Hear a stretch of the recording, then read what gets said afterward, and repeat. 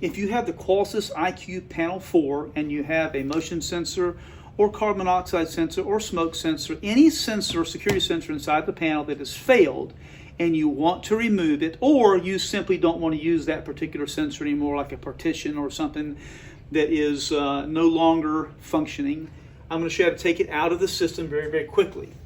Now, you will need to log in as the administrator. You will go do that by touching the top line here. You'll hit Settings, then Advanced Settings. I'm already logged in, but when you hit Advanced Settings, you'll need to have the administrator code, or you'll need to have what's called the installer code. For us, that is 2222.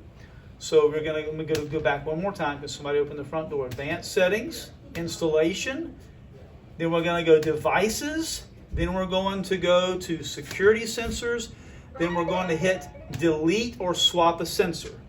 To the left of all those, there are check boxes. You can literally go through, you can check a box. Here I'm going to take out the test sensor that I just put in. I'm going to hit that, then I'm going to hit Delete, and then I'm going to confirm it by hitting OK. That sensor is then out of there. Now, to get out of the delete sensor, you go back to the home screen by touching the home, and you are done. Do us a favor, please. Like and subscribe.